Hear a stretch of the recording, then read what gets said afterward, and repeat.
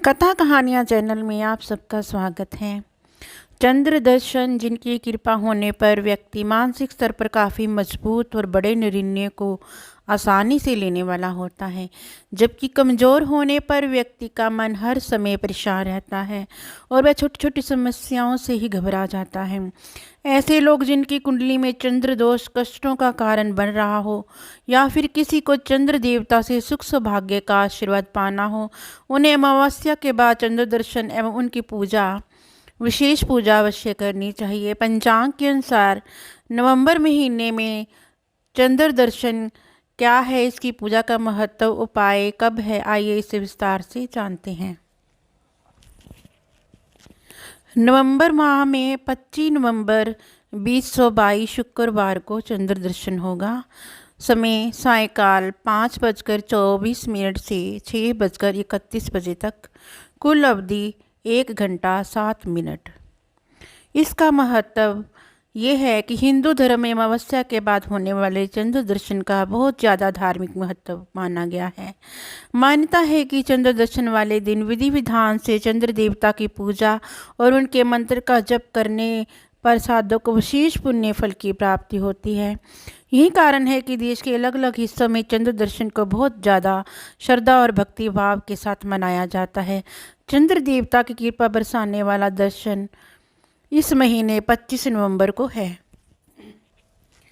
चंद्र दर्शन वाले दिन चंद्र देवता की पूजा करने के लिए सबसे पहले शाम के समय स्नान करें और उसके बाद चंद्र देवता को दूध एवं शुद्ध जल से अर्घ्य दें।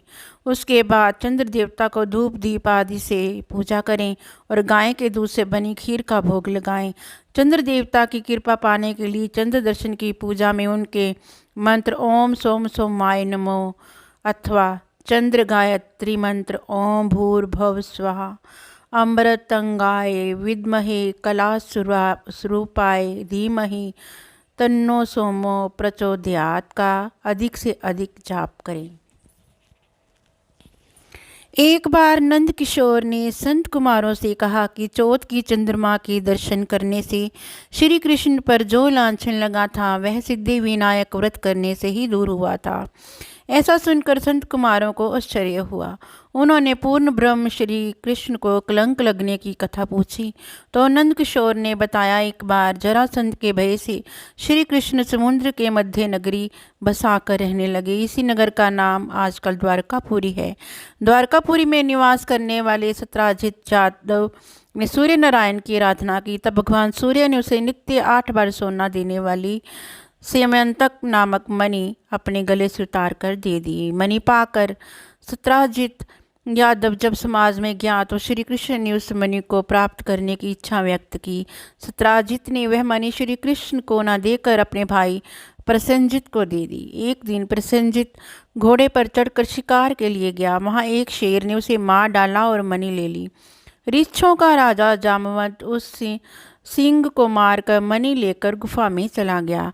जब प्रसेनजित कई दिनों तक शिकार से ना लौटा तो सत्राजित को बड़ा दुख हुआ। उसने सोचा श्री कृष्ण ने ही मणि प्राप्त करने के लिए उसका वध कर दिया होगा, अतः बिना किसी प्रकार की जानकारी जुटाए उसने प्रचार कर दिया कि श्री कृष्ण ने प्रसेनजित को मारकर सेमंतक मणि छीन ली है। इस लोक निंदा के निवारण के लिए श्री कृष्ण बहुत से लोगों के साथ प्रसेनजित को ढूंढने वाले वन में गए। वहां पर प्रसेनजित को शेर द्वारा मार डालकर और शेर को रीछ द्वारा मारने के चिन्ह उन्हें मिल गए।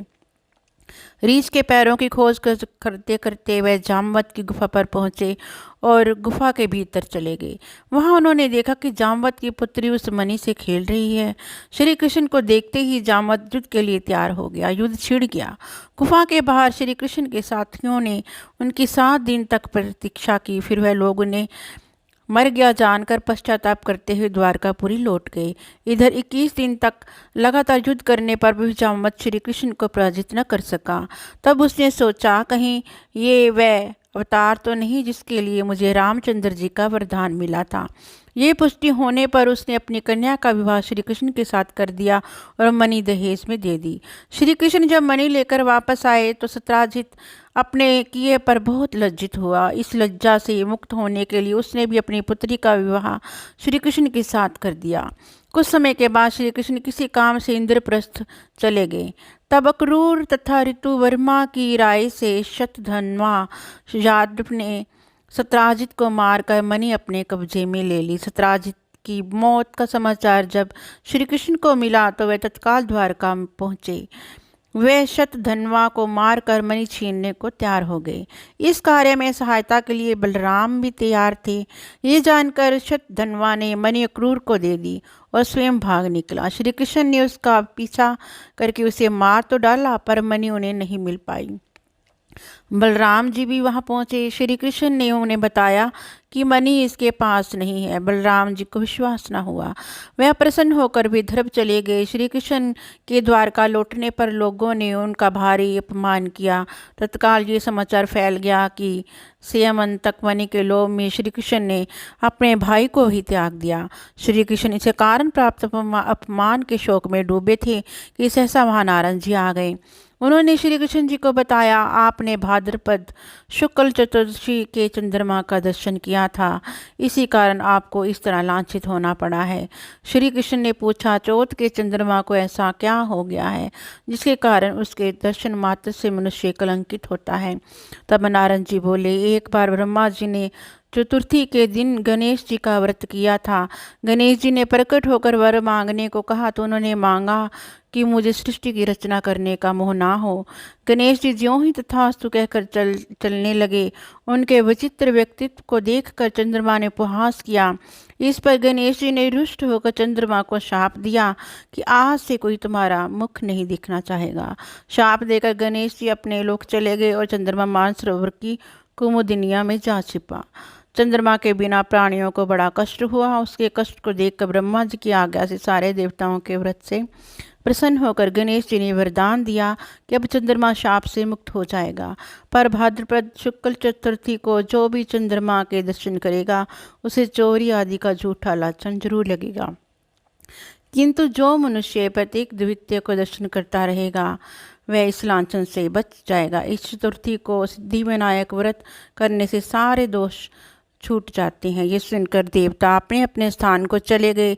इस प्रकार भाद्रपद शुक्ल चतुर्थी को चंद्रमा का दर्शन करने से आपको ये कलंक लगा है। तब श्री कृष्ण ने कलंक से मुक्त होने के लिए यही व्रत किया था। कुरुक्षेत्र के युद्ध में युधिष्ठिर ने भगवान श्री कृष्ण से पूछा, भगवान, मनुष्य की मनोकामना सिद्धि का कौन सा उपाय है? किस प्रकार मनुष्य धन, पुत्र, सौभाग्य तथा विजय प्राप्त कर सकता है? ये सुनकर श्री कृष्ण ने उत्तर दिया, यदि तुम पार्वती पुत्र श्री गणेश का विधिपूर्वक पूजन करो तो निश्चय ही तुम्हें सब कुछ प्राप्त हो जाएगा। तब श्री कृष्ण की आज्ञा से ही युधिष्ठिर जी ने गणेश चतुर्थी का व्रत करके महाभारत का युद्ध जीता था।